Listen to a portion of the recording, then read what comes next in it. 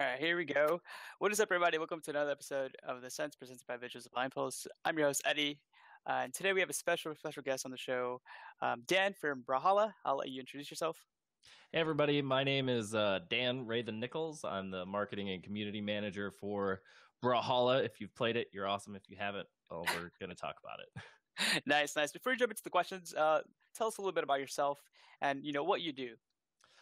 So I'm an old man. I'm like over 30, so that makes me probably twice everyone's age who is watching, which is cool. Been playing my video games my whole life. At one point realized that my skill set as a marketing guy meant that I could work in video games, which was super exciting. So I started chasing that down in every way that I could, and through kind of a long and interesting backstory, I ended up with Brawlhalla, and I've been here for almost 2 years now. Joined the team back when we had like 100 people playing every day instead of several 100,000. So yeah, it's been really good. So now I work on basically all the public facing stuff that you see with Brawlhalla. I help run the website, the social media, Right. do a lot of our trailers, all that public facing stuff, interface with the community, set up a lot of events. So because we're a small team, we do a lot of different things, and it's really fun. Definitely. Like I said, I'm excited to have you on the show.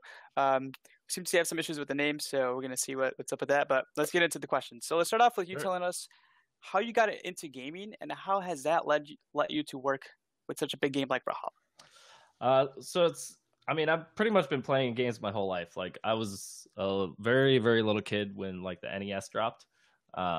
So it's like gaming has always been part of my life, essentially. As far as Brawlhalla goes, I actually discovered the game back when it was an early closed beta on PC, late 2014. Picked up the game, did I just started a YouTube channel at the time. I was like, I'll check out this indie game. I got a beta code. It looks okay. Played it, had a lot of fun, made my little 5-minute review video. I was like, okay, now let's go back to Isaac and Street Fighter and all the other games played at the time. The good games. The other things. I sat down at my computer the next day. I was like, I kind of want to play that Brawlhalla thing again. Right. And so I booted it up, and 6 hours later, I was like, why am I still playing this game? What the heck? So I ended up making a lot of content, playing in a lot of tournaments. I was a top player for a very long time. That's sick. In closed beta, I kind of transitioned over to commentating and running tournaments.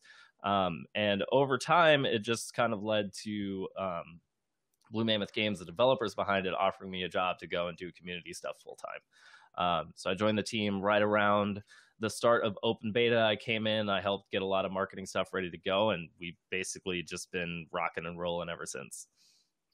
No, definitely. That's pretty interesting. Sometimes I tell people all the time, like when you start as a gamer, sometimes, that's not your destiny, right? Sometimes bigger things come from that. And then, I think in your case, kind of similar situation where you were just playing, you're just hanging out, having fun. And then you got this opportunity. Yeah, it was a good intersection of something I loved doing and all the other skills I had been developing in the meantime as a professional person. So it just, fate and all things just intertwined accordingly, and it kind of worked out. No, that's sick, So what is Brawlhalla, right? For the newbies, people that don't know what Brawlhalla is, what is Brawlhalla and why should people be playing it? So Brawlhalla is a 2D platform fighter that's free. We're free to play. You can download it right now. We're on Steam. If you want to play on PS4, you got to sign up for closed beta because that's still pretty new. Nice. But we're free to play on Steam, and it's a platform fighter. Think Smash, and then everything else is different. It's the basic core idea of deal damage, knock people out. But after that, we pretty much have our own style, our own mechanics, the kind of the way that everything works. It's really fun. It's a really good game to play with a bunch of buddies. If you're a small streamer who only gets, say 6 or 7 viewers, you can play with all of them because we go up to 8 people. If you're a huge streamer, we have got giant lobbies that will support all of it. It's just a lot of fun. So it's something where if you think it'd be fun, go play it. There's no reason not to check it out. No, yeah, it's very addicting. I was playing it last night with Dylan, and it's honestly so much fun, and I love it thus far. Kind of shifting gears. Off stream, you spoke about how Brawlhalla is so community driven. Why is Brawlhalla so community driven, and what are some ways you guys are trying to incorporate that into the game? Honestly, I think a lot of it just had to do with the way that the dev team as a whole approaches Right. Player feedback and player engagement and interaction very differently from a lot of teams.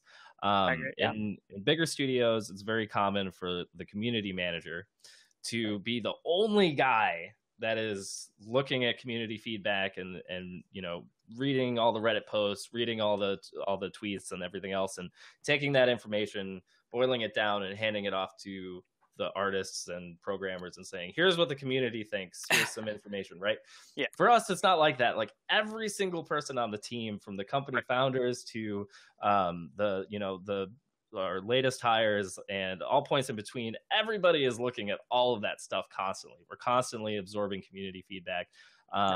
We do dev streams 3 times a week where we put ourselves out there in a public format for people to ask us questions live, which occasionally is very interesting. But yeah, like we basically just try to be accessible and try to listen to player feedback, because in a free-to-play game like this, it's the players that make the game thrive. It's the player base that really makes the game what it is. And so balancing out the desires of the players with what makes a good game is something that we're constantly trying to do. So we think we do a good job. Sometimes I'm sure the community thinks we screw everything up, but that's the nature of game dev. So no, I agree. Like I said, it's honestly really interesting to see how you guys are taking that first step to be like, we want to help the community, we want to be there for them. I think that's very admirable, and I really appreciate, like we were talking about this off stream, how you guys were willing to you were willing to take time out of your day to be able to come on and support the community that wants to know more about Brawlhalla, or overall just that is interested in you guys. Yeah, always putting ourselves out there. Nice, definitely. Esports, right? What does that mean for Brawlhalla, and what ventures are you guys looking to take to enter the scene? So esports has had a very interesting impact on the way that Brawlhalla has been developed. Originally, the devs they were like, they did what every good game development team does. They go, let's make a game that's really fun, right? Fun is always the priority of any game that ever gets made. It's like, is it fun? Is it entertaining? Is it enjoyable? What happened was, as we came along in the community side of things, we were like, no, we need to know who's the best. Like, put 1v1 in this game right now. Like, we need a ranked ladder. We want tiers. We want an elo system. We're running tournaments, whether you like it or not. And guess what? We're better at this game now than you are. And like, that was the way that that the early closed beta community was like. We were competitive. It's a fighting game, right? Like clearly we want to know who can't be beat. So it's grown over time as we've embraced the esports side of things more and more. So last year we kind of started off with putting together a world championship system where we had a bunch of different tournaments that kind of led up to qualifiers, and we had a championship here in Atlanta last year. This year we've tried to expand on that even more by creating a circuit. So we have a pro circuit called the Brawlhalla Circuit. And basically what this allows us to do is work with all of the awesome tournament organizers in the community, to work with traditional tournament organizers in the fighting games community, and create a system where we can track the stats of all of our players and determine who gets invites to BCX this year. So we've tried to expand on the system. We don't know if it's the best one. It's what we came up with. Feedback has been really positive. Tournament activity has been nuts. Like, there's basically multiple tournaments happening every week on the Brawlhalla circuit, which is super cool. So it's something, the player base wanted it, and we've been trying to fill that demand, just like we do with a lot of the other philosophy towards making the game better and better.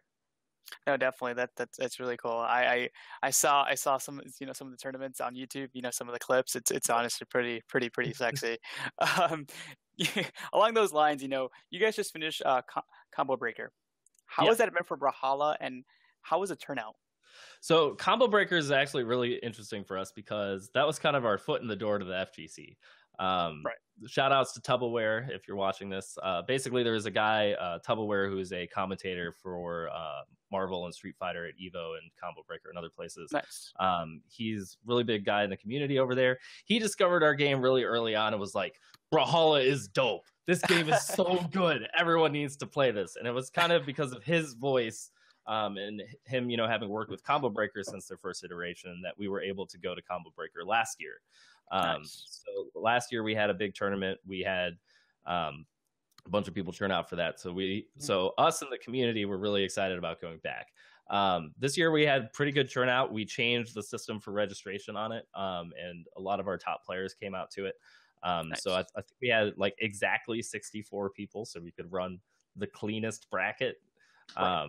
Pretty cool. So it was really good. It was interesting seeing the level of play difference between this year and last year, where last year there were a lot of people who were trying it for the first time. There were a couple really good players who turned out. Nice. This year, half of the people in the pools were top 50 worldwide. Wow. There were just like a super huge amount of people who showed up for it. Kind of similar to Dreamland. Like the overall turnout wasn't massive, but the caliber of players who are coming out to these offline events is just fantastic. No, that's definitely that, and it's just gonna get better, right? Every year, it's gonna get better and better. The quality of the players are gonna increase, the skill level. Yeah, I mean that's kind of the interesting thing about it, because if you think about most esports that are very well established, right. A lot of them are either made by studios who have years, like decades of experience, or they're types of games that have been around for decades that have this big nostalgia value. For us, it's kind of like we're around for like 3 years. We have some different kind of challenges compared to games that have a much deeper legacy. So for us, like every next step is important to us. Like every little bit of growth, we're like, yes, we're doing it. We're building the community. We're making things stronger. Players are getting better. More people are watching. So it's really exciting to be a part of at this stage of the game. No, yeah, I think that's really interesting to see all the you guys coming into the scene, smaller than other developers that have done this, like you said, for decades now. I think that's really, really cool. Since you've been working with Brawlhalla for some time now, right? What has been your favorite moment at an event? Probably the most fun that I had was this year at PAX. We started doing something a little differently, where we set up a station asking people if they could beat a dev.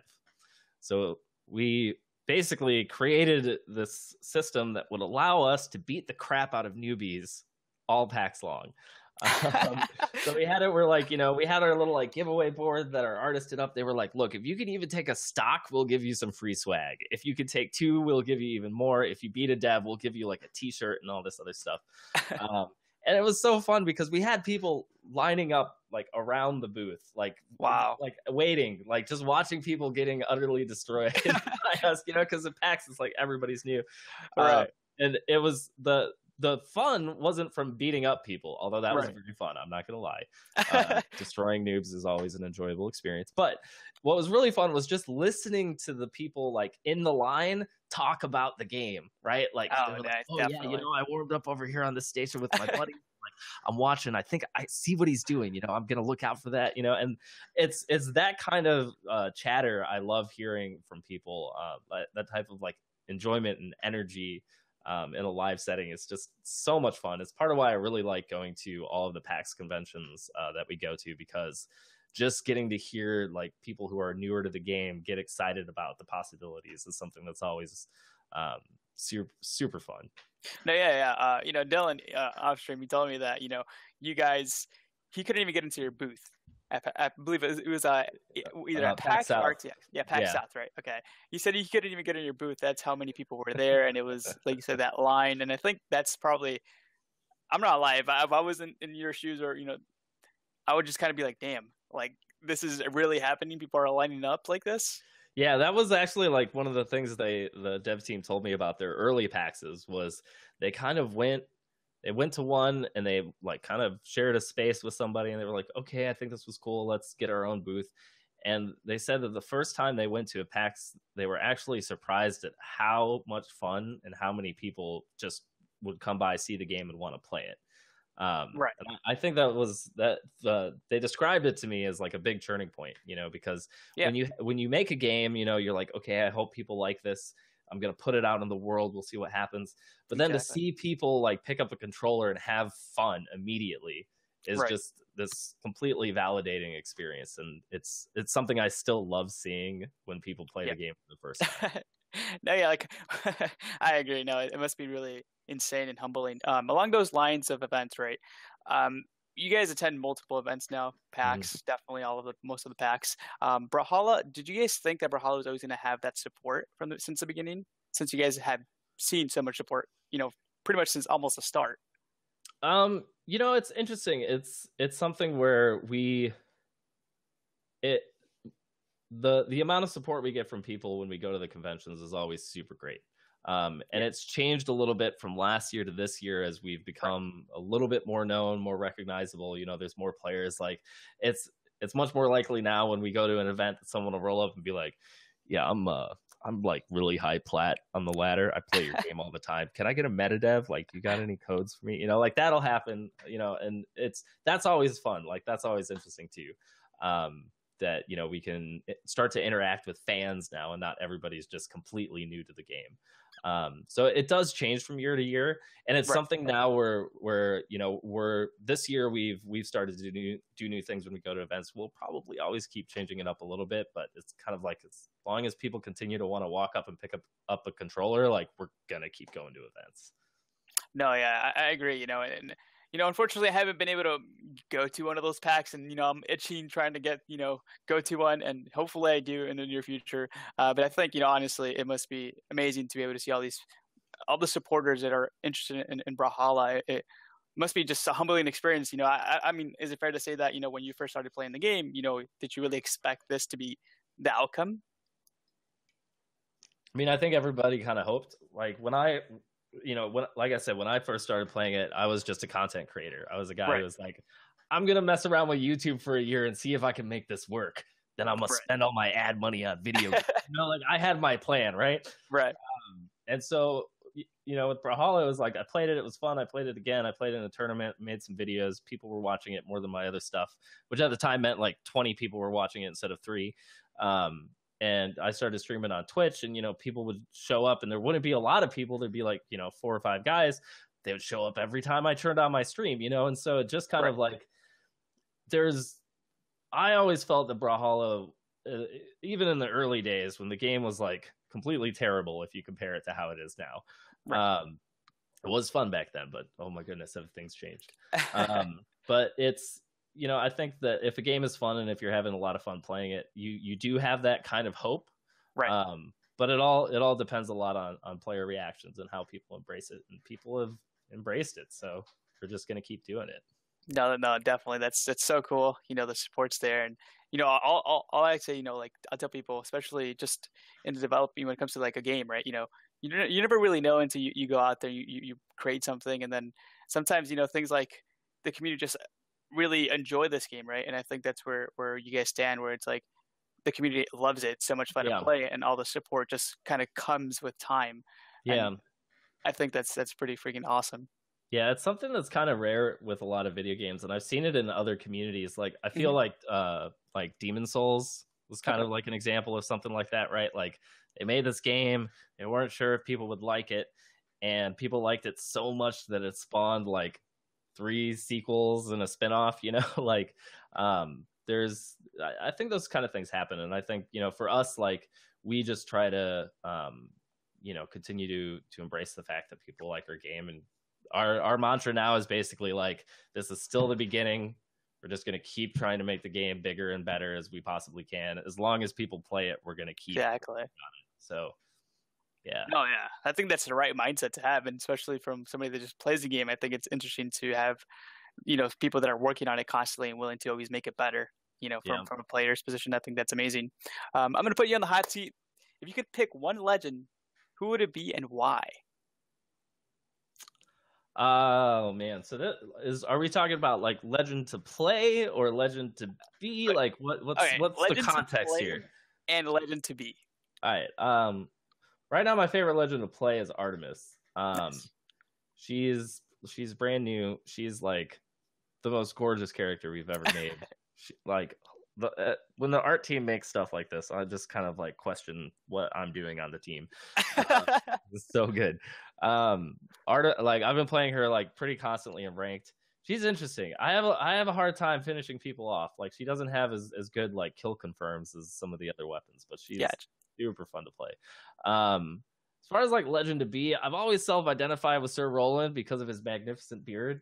So, you know, like his is definitely better than mine. You know, like Right. I'm a little scraggly here. You know, I wasn't built for this beard. The beard was forced. But yeah, so Sir Roland's always been one of my favorites. He actually came out like a week after I started playing in closed beta. And like the dev team pushed out this new character. I was like, oh, sick. They're making new characters already? Like, who are these guys? Like, yeah, definitely. I gotta keep playing this game. So yeah, Sir Roland's always been one of my favorites. No, that's like you know, I'm glad he had those answers on the spot. You know, some people, you know, don't know. I like all of them. But yeah, so where can we find more about Brawlhalla? You know, so there's kind of like multiple avenues. Twitter is probably one of the best because like any kind of announcement that we make or kind of like the day-to-day like up-to-date stuff we always put on Twitter. Kind of the bigger things we'll say for like Facebook and YouTube and those kind of things, but Twitter is updated pretty frequently. Our website, brawlhalla.com, it's got all the patch notes, all the big community roundups we do every couple of weeks. You know, we put out an esports report on all the recent tournaments, all the upcoming tournaments and things that, you know, that gets put on our website. Right. And then additionally, we stream 3 times a week. So we stream on Mondays, Tuesdays, and Thursdays. Mondays is at 5 p.m. That's kind of our esports stream.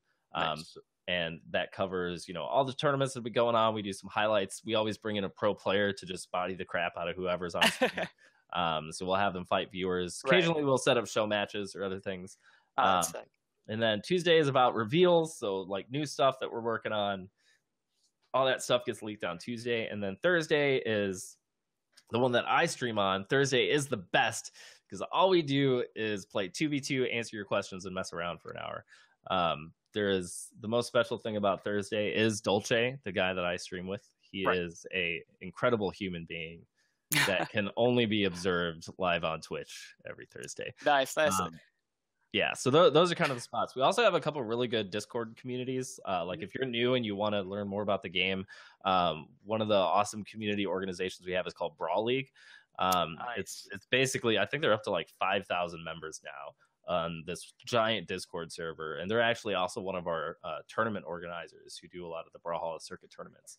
But they do a lot of things where they basically just provide a good place for players who want to get good at the game to, you know, talk to more experienced players, to get mentored, to find matches and all that kind of stuff. So yeah, those are the places I would recommend. Definitely. We'll make sure we link those down below. So anybody that's watching this on YouTube, you know, we'll have all those links down below so you guys can just go there and find out more about Brawlhalla, because trust me, it's an amazing game. Before we let you go, Dan, is there anything you can tell us, you know, that Brawlhalla is working on, or any events that are coming up, anything you guys are looking forward to announcing, or you know, any events are coming up? So events and stuff. So events are kind of easy. We're like kind of over the halfway point now with the esports season. So there's a couple really big things that are coming up. The summer championship is coming up at the end of July. So the summer championship, big online tournament, 1v1 and 2v2, US and Europe. And that's going to be going down. It's $10,000 weekend. That's the last big online championship we're holding. A couple weeks later, we're going to Shine, which is a big Smash tournament out in Boston. So that's one of the first Smash events that we're going to. It's going to be super exciting.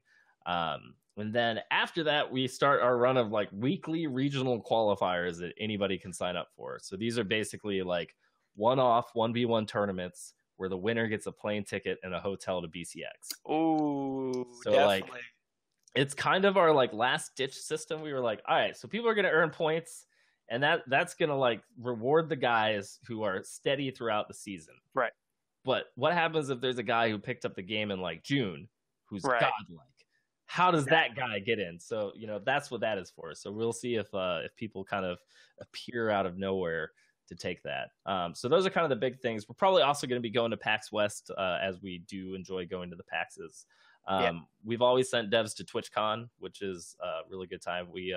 Our executive producer, Zeke, goes by Dynahedron online, plays Nash, loves dinosaurs.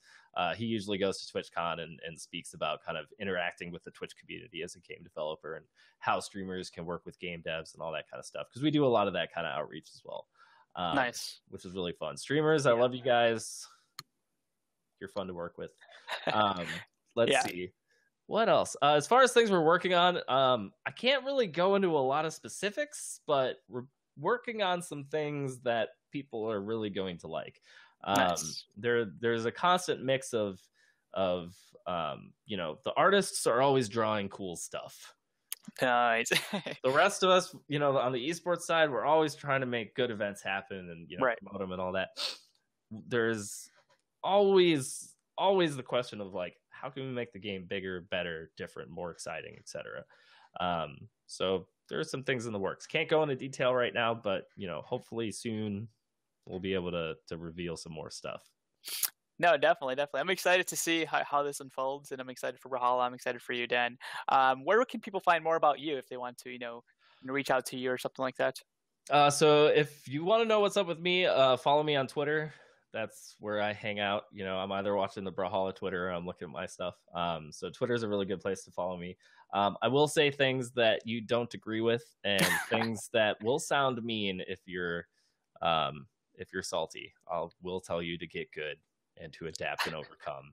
And I will spout other philosophical fighting game nonsense at you throughout the course of everything. Because Brawlhalla is not the only fighting game I play. I play all of them. So nice. Yeah. But if you want to follow me, that's the place to do it. Definitely. And we'll link your Twitter down below. But besides that, any last words to anybody watching, any Brawlhalla fans? If you are a Brawlhalla player, thank you very much for playing my game. That's awesome. All right, that's really it. Like I don't care. Like I don't care if you watch esports, if you play competitively, if you've ever bought anything in the store. Like just thanks for playing. Like it's the best. No, yeah, definitely. And I think being free, it makes it even better. Why not play something that's free? Exactly. All right. But yeah, with that said, I think we're at the end of our interview. I want to thank you, Dan, for coming on. This is pretty cool to have you on and get to know you a little bit better. Chicago native. No, yes. Right? Is it Chicago native? I'm a Chicago native, so shout out to Chicago. Shout outs to Chicago, man.